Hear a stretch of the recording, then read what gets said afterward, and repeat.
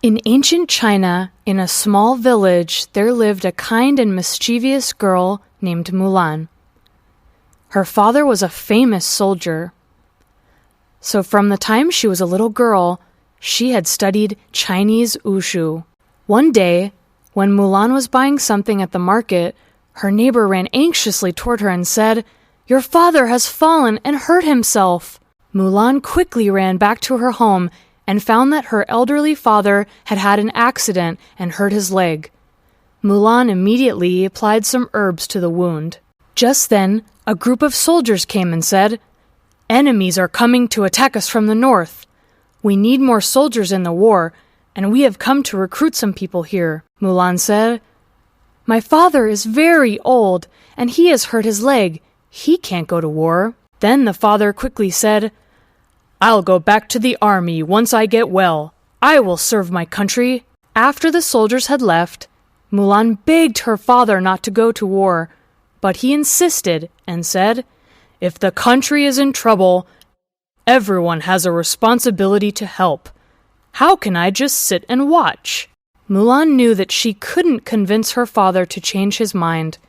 So, she waited until her father went to bed, and put on his helmet and armor, and took his sword.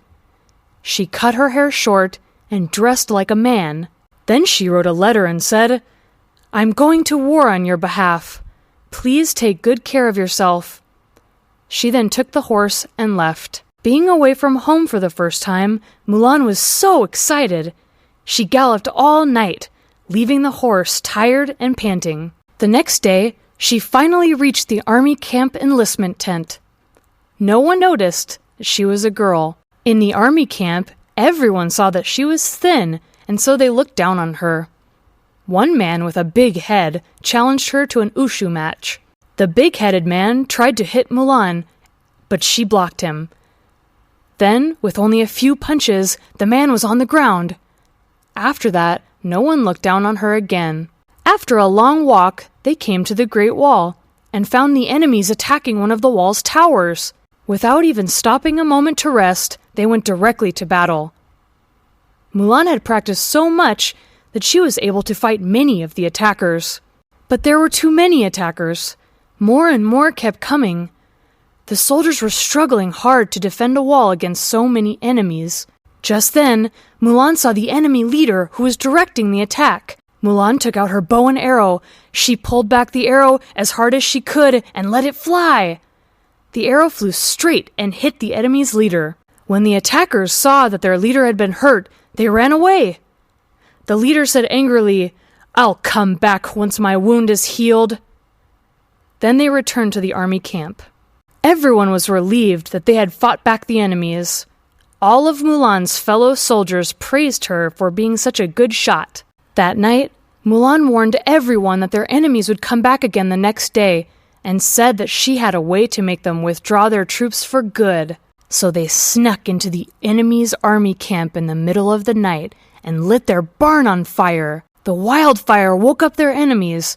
They tried hard to put out the fire, but by the time they put it out, the barn had already been burned down.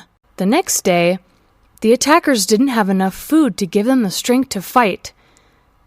They all felt starved and ran out of energy, so all the enemy troops just withdrew. Finally, the enemies had been chased off. Everyone was very happy. Mulan had won a great victory. She was even summoned by the emperor himself.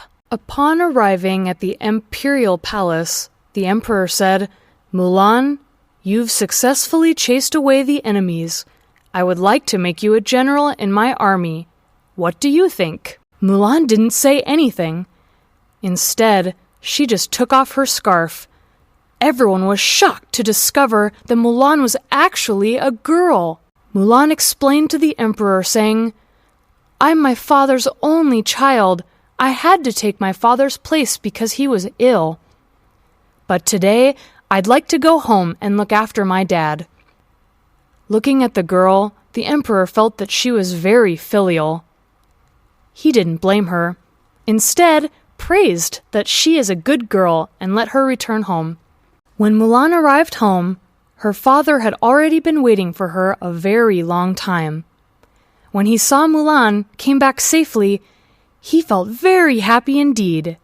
From then on, they lived a long, happy life.